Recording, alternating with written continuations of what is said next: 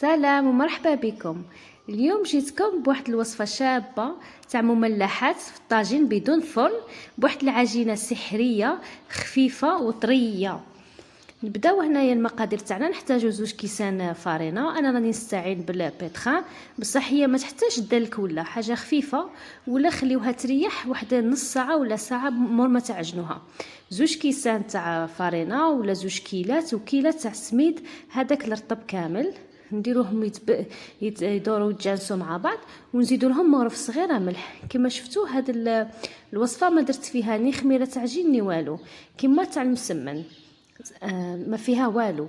نزيد لها 4 كاس زيت، نخليها تبسس غايه الزيت مع الفارينه والسميد، ونطموها بالماء نورمال، ماء بارد من روبيني، حتى نتحصلوا على عجينه طريه تكون ليس وتكون رطبه. انا ما دلكتهاش بزاف، واحد الدقيقه وصاي، ماشي حاجه كبيره. هنا سي بون، راح نطمط لي. ندير في يديا شويه تاع زيت الزيتون ولا زيت نورمال، ونلمو هذيك العجينه ونخليوها تريح لنا غير شويه لو طون اللي نعاود نوجدوا لا فارس تاعنا. شوفوا كيفاش العجينه اللي تحصلنا عليها. هنايا بالنسبه للحشو تاعنا ماشي حاجه كبيره. درت مقله درت فيها الزيت، ونديروا البصله، نحتاجوا البصله مقطعه مربعات، طوماطيش والفلفل الاخضر ولا فيونداشي. كانت عندي شويه فيونداشي زدت معاها، طحنت نص صدر باش هكا تغرم لي شويه.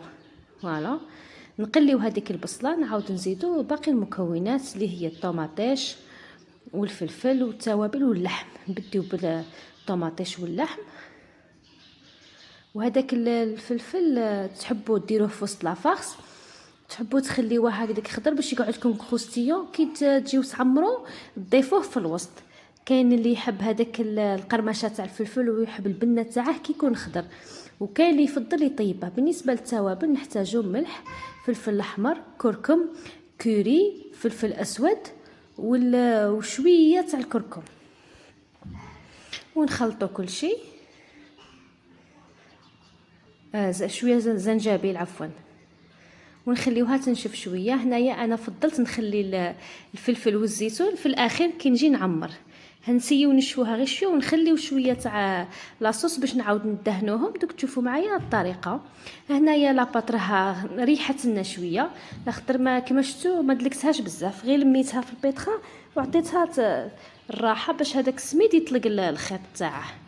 هنايا لوستهم وراني ماشي نحل فيهم. نعاود نروحي غير بشويه زيت باش تنحلي، ناسيو نرقوها على قدر ما نقدو، بصح بلا ما تتقطع لنا حاجه. كي نحسوها ماشيه تقطع صاي نحبسو. فوالا، نحلوها دائريه والشكل اللي تحبوا ديروه. انا فضلت هذاك الشكل المعتادين عليه، كبرتهم شويه. وهنا نضيف الفلفل ونضيف الزيتون والفرماج شيدار اللي كنت ربيته، ونبلعوهم بكل سهوله ونطيبوهم في الطاجين. هذا مكان هاد المملحات سهلين، مملحات رمضانيه وخفاف، خفاف ويفوتوا بوحدهم في الحق، طريين. ولاباط تاعهم طريه وشابه. وهنايا نطيبوهم الوجه الاول، نعاود نطيبوهم في الوجه الثاني. نسيو غير نبلعوهم مليح باش ما ينحلوناش حتى يطيبوا من الوجه التحتاني، ونقلبوهم باش ما ينحلوناش. وفي الوجه الثاني نعاود دوك تشوفوا معايا ندهنها بشويه تاع لاصوص بالبازو، هذيك لاصوص اللي كانت طايحت لي في لافارس، ونزيدوا شويه تاع شيدار. فوالا، ونخليوه يذوب. كي يكون شيدار نوعيه مليحه يذوب، ولا ما دابلكمش ولا عاود ديروهم في الفرن غير شويه، واحد 2 مينوت. فوالا، هذه هي المملحات. ما تنسونيش بالجام البنات، الجام. سلام.